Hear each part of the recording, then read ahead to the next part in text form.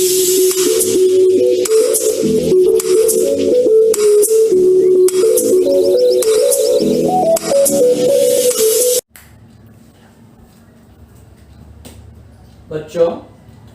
आज हम आप लोगों को गणित विषय में गणितीय संक्रियाएं करते समय पदों के चिन्हों पर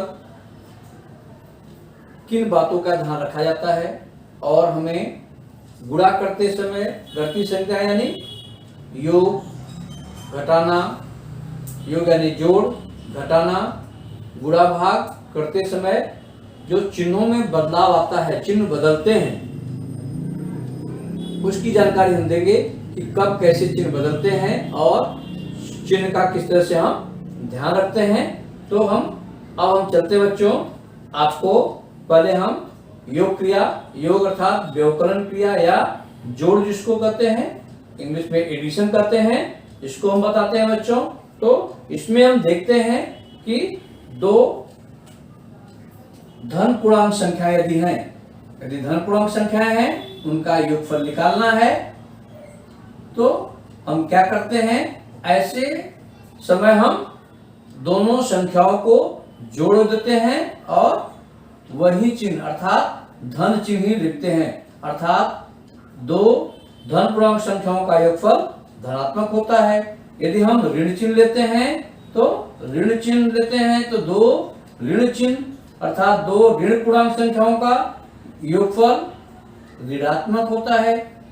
यदि हम आगे करते हैं बच्चों, देखते हैं यदि दो विपरीत चिन्ह वाले अर्थात एक धन दूसरा ऋण चिन्ह है, तो ऐसी संख्याओं का योगफल ज्ञात करते समय हमें संख्या कौन सी संख्या यानी धनात्मक या ऋणात्मक संख्या कौन सी बड़ी है उस पर ध्यान रखते हैं।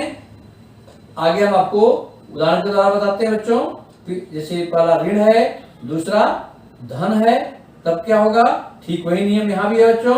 तो इसका चिन्ह लिखते समय बच्चों हमें ध्यान रखना पड़ता है, यदि धनात्मक संख्या, धनात्मक पूर्णांक संख्या बड़ी है ऋणात्मक संख्या से, तो हमेशा चिन्ह क्या होता है, धनात्मक होता है।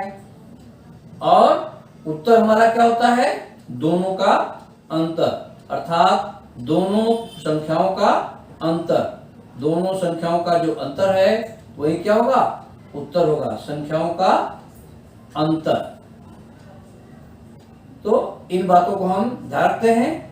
ऐसे ही यदि ऋण संख्या है, ऋण पद यदि बड़ा है धन पद से बड़ा है, तो ऐसे में बच्चों हमारा उत्तर क्या होगा, ऋण होगा। अर्थात हम देख रहे हैं कि दो विपरीत चिन्ह हैं, तो उन संख्याओं का यदि हमको योगफल निकालना है तो बड़े पद का हम चिन्ह लिखते हैं और दोनों पदों के का अंतर जो होता है वह हमारा उत्तर होता है। जैसे बच्चों यहाँ हम देखते हैं धन 7 में यदि हम धन 3 को जोड़ते हैं, दोनों देखते हैं दोनों पद क्या है, यहाँ दोनों धन पूर्णांक संख्या है, दोनों को जोड़ने पर 10 आता है और हमारा चिन्ह क्या होगा, धनात्मक होगा। यदि हम यही ऋण 5 धन ऋण 7 लेते हैं, यहां पे हम देखते हैं दोनों ऋण पूर्णांक संख्याएं हैं अर्थात चिन्ह समान है, तो हम क्या करते हैं, जब चिन्ह समान होता है तो चिन्ह वही रहता है अर्थात ऋण चिन्ह रहेगा, दोनों को हम जोड़ लेंगे। अर्थात बच्चों ध्यान रखना है कि चिन्ह को हमें वही रखना है, दोनों का योगफल करना है जब समान चिन्ह है। और यदि विपरीत चिन्ह है, जैसे ऋण 10 धन 15, हम देख रहे बच्चों दोनों पूर्णांक संख्याओं का चिन्ह विपरीत है। अब यहां हम देखते हैं ऐसे कंडीशन में जो बड़ी संख्या है वह धनात्मक है, तो चिन्ह वही लिखेंगे और 15 और 10 का अंतर अर्थात 15 में से 10 को हम घटा देंगे, उत्तर जितना आता है 5 अर्थात हमारा वही उत्तर होगा। या आगे हम चलते हैं, देखते हैं धन 20 धन ऋण 10, यहां भी वही बात है बच्चों, दोनों विपरीत चिन्हों की संख्याएं हैं। इन दोनों विपरीत चिन्हों की संख्याओं में यदि हम आगे चलते हैं तो देखते हैं कि बड़ी संख्या क्या है, धनात्मक है, तो हम यहाँ धन लिख लेंगे और 20 और 10 का अंतर कितना होता है, 10, अर्थात उसका अंतर ही हमारा उत्तर होगा। तो ये बच्चों हमारे योग का नियम है, समान चिन्ह वाले पदों को जोड़ते हैं वही चिन्ह लिखते हैं, विपरीत चिन्ह रहता है तो हम क्या करते हैं, दोनों संख्याओं का अंतर लेते हैं, जो बड़ा पद है उसके चिन्ह को लिखते हैं। आगे हम बच्चों आपको चलते हैं, यदि हम घटाने के लिए चलते हैं तो घटाने के नियम में क्या होता है, समान चिन्ह है। यदि हम समान चिन्हों को लेते हैं उनके लिए नियम क्या है, यहां हम देखते हैं बच्चों, पहले को हम चिन्ह के साथ वैसे लिख लेंगे, जो घटाने का चिन्ह है वह जोड़ने के चिन्ह में हो जाएगा अर्थात धन हो जाएगा, और जिस पद को हम घटाया रहता है उसके चिन्हों को क्या करते हैं, बदल देते हैं। ऋण है तो धन कर दिया। अब हम देखते हैं बच्चों ऋण और धन, अर्थात आप देख रहे हैं ऋण और धन का जो योग का नियम है फिर वही नियम हो जाएगा बच्चों, जो बड़ा पद रहेगा उसका चिन्ह लिखेंगे और दोनों पदों का अर्थात जो पद बड़ा रहेगा चिन्ह बड़े का रहेगा, चिन्ह उसका रहेगा बच्चों, अर्थात बड़े पद का हम चिन्ह लिखेंगे और दोनों का अंतर हम लिख देंगे। अर्थात हम यहाँ देखते हैं बड़ा पद का चिन्ह रहेगा, दोनों का अंतर, जैसे हम यहाँ देखते हैं बच्चों, यदि हम 17 है, ऋण 17 में से हम ऋण 10 को हमने घटाया, तो यहाँ हम देखते हैं बच्चों ऋण को क्या करेंगे, हम धन कर देंगे और जो यह संख्या है धन अर्थात ये क्या हो जाएगी, ऋण हो जाएगी। अब यहाँ क्या देखते हैं, ऐसे कंडीशन में क्या देखते हैं, दोनों क्या होते हैं, चिन्ह समान हो गए।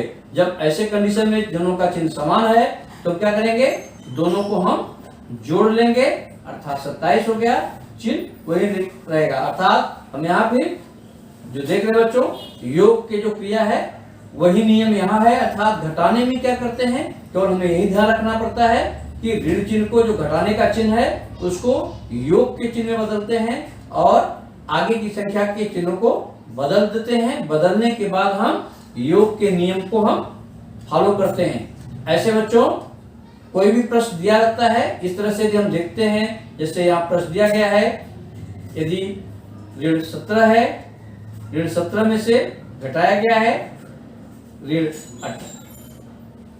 19 को, ऐसे में हम क्या करते हैं, ऋण 17 चिन्ह हमने क्या किया, ऋण चिन्ह को हमने बताया ना, ऋण चिन्ह को हमने योग चिन्ह में कर दिया और आगे के चिन्ह को ऋण है तो धन कर देंगे। अब बच्चों हम देख रहे हैं कि एक ऋण है दूसरा धन है, या योग के नियम में आ जाते हैं ऋण और धन, तो हम दोनों का चिन्ह अलग हो गया और हम क्या करते हैं, 19 और 17 का अंतर क्या होता है, 2, और बड़ा क्या है 19, तो उसका चिन्ह क्या है, धन। इस तरह से उत्तर क्या हो जाएगा, धन हो जाएगा।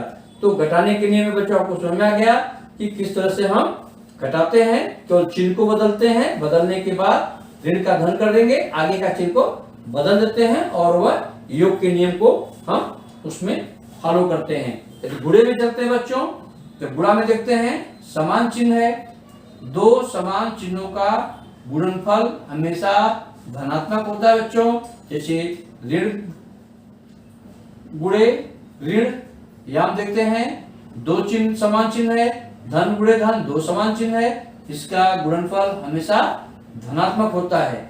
ऋण में क्या होता है बच्चों, ऋण पद की संख्याओं को पूर्णांक संख्याओं चाहे जितनी भी हो गुणा करेंगे, हमेशा उसका मान क्या होगा, धन होगा। लेकिन यहाँ ध्यान रखना बच्चों, ऋण पूर्णांक संख्या दी गई है तब गुणा करते समय यदि वह सम संख्या के रूप में पद की संख्या है तब तो धन है, यदि पद की संख्या विषम के रूप में है, जैसे यहाँ यदि ऋण गुणे ऋण, तो यहाँ हम देखते हैं 3 बार हो गया, तो हम यह नहीं कहेंगे कि सम चिन्ह समान है तो गुणनफल उसका धन होगा। यहाँ यह नियम नहीं लगेगा, क्योंकि 1 2 3 अर्थात 3 क्या होता है, विषम संख्या होती है, इसलिए उसका उत्तर क्या होगा, ऋण ही होगा।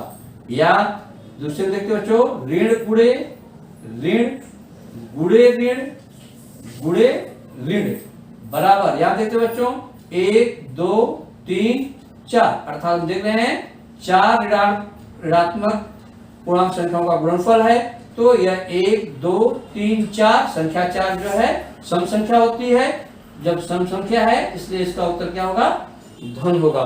तो इस तरह से हम बच्चों देख रहे हैं, इसमें होता क्या है कि दो ऋण संख्याओं का पदों का गुणनफल धन हो गया, फिर दो ऋण पदों का गुणनफल क्या होगा, धन हो गया। धन गुणे धन अर्थात धन। तो इस नियम के आधार पर हम चिन्ह गुणा में करते हैं और विपरीत चिन्ह रहता है बच्चों धन गुणे ऋण, तो हमेशा गुणनफल ऋणात्मक होता है, या ऋण गुणे धन तो भी उसका गुणनफल क्या होगा, ऋणात्मक होगा। अर्थात विपरीत चिन्हों का गुणनफल, दो विपरीत चिन्हों का गुणनफल ऋणात्मक होता है और दो समान चिन्हों का गुणनफल धनात्मक होता है। ऋण चिन्हों में संख्या अधिक बढ़ती है, तो यदि वह सम संख्या के रूप में है तो धनात्मक होगा, यदि विषम संख्या के रूप में है तो ऋणात्मक होगा। ऐसे यहाँ भी बच्चों विपरीत चिन्ह है, लेकिन यदि ऋण की संख्या यदि वह सम संख्या के रूप में है तो उत्तर धन हो जाएगा, और यदि वह विषम के रूप में है तो उत्तर ऋण होगा। जैसे एक क्या है, विषम है, इसलिए यहाँ ऋण 1 है अर्थात विषम संख्या के रूप में है तो यह ऋण हो गया। और ये बच्चों यदि होता धन गुणे ऋण गुणे ऋण, अर्थात यहाँ देखते हैं धन है लेकिन यह ऋण जो है सम संख्या के रूप में है, अर्थात यह क्या हो जाएगा, धन हो जाएगा। और जब यह धन हो जाएगा तो इसका उत्तर क्या हो जाएगा, धन हो जाएगा। इस तरह से बच्चों ध्यान रखते हैं, अर्थात जैसे ऋण 7 गुणे ऋण 5 सम संख्या है, समान चिन्ह वाले पद हैं तो क्या हो जाएगा, धन 35। ऐसे बच्चों ऋण 2 गुणे ऋण 2 गुणे ऋण 2, यदि हम देखते हैं ऋण 3 बार है अर्थात 3 संख्या क्या हो गई, विषम हो गई, तो इसका उत्तर क्या होगा, ऋण होगा। 2 दूनी 4 4 दूनी 8 अर्थात ऋण 8 होगा। यह बच्चों गुणा करते समय चिन्हों पर ध्यान रखते हैं, किस तरह से चिन्ह हम लगाते हैं। भाग में चलते हैं बच्चों, तो भाग का सबसे सरल उपाय बच्चों, चिन्ह समान है, दोनों पदों का चिन्ह समान है, भाजक और भाज, अर्थात ऊपर क्या होता है, भाज्य बटे भाजक, अर्थात अंश क्या होता है, भाज्य होता है, और हर क्या होता है, भाजक होता है। तो यहाँ क्या होगा, हमेशा उत्तर क्या होगा, धन होगा। दोनों संख्याएं ऋणात्मक हैं, उत्तर धन होगा, और दोनों संख्याएं विपरीत चिन्ह में हैं तो उत्तर क्या होगा, हमारा ऋणात्मक होगा, जैसे ऋण हो और धन। यहाँ देखते हैं बच्चों उत्तर क्या होगा, ऋणात्मक होगा। तो इस तरह से बच्चों आपको यह हमेशा चिन्ह की जानकारी हमेशा होनी चाहिए, क्योंकि इसकी जरूरत हमेशा आती है, चाहे वो बेसिक प्रश्न हो या अंगणित हो या बीजगणित, हमेशा पदों के चिन्हों की जरूरत हमें आती रहती है। और यह आपको स्पष्ट हो गया होगा बच्चों, किस तरह से गणितीय संख्याएं करते समय हम चिन्ह कैसे लगाते हैं, अर्थात चिन्हों का कैसे हम उत्तर लिखते समय हम ध्यान देते हैं। तो इस तरह से गणितीय संख्याओं अर्थात योग घटाना गुणा भाग में पदों के चिन्हों से संबंधित यह जानकारी बच्चों आपको दी गई। यह जानकारी आपको समझ में आ गई होगी। जैसे योग में दो समान चिन्हों का योगफल वही संख्या होती है, समान चिन्ह रहेंगे, योग करेंगे वही संख्या मिलेगी, चाहे वही चिन्ह मिलेंगे। धन धन का योग धन, ऋण और ऋण का योग ऋण, विपरीत चिन्ह है तो गुणा करते समय उनके चिन्ह क्या होंगे, बड़े और छोटे के अंतर को देख करके बड़े का चिन्ह लगा देते हैं। ऐसे बच्चों यह आपको समझ में आ गया होगा। बच्चों आशा करता हूं कि आप सभी यह टॉपिक समझ गए होंगे। एजुकेशन बाय एके की नई वीडियो को देखने के लिए हमारे YouTube चैनल @_by_ak को लाइक, शेयर एंड सब्सक्राइब करें। साथ ही बेल आइकन को प्रेस करें ताकि आपको नए नए वीडियो का नोटिफिकेशन मिलता रहे। धन्यवाद।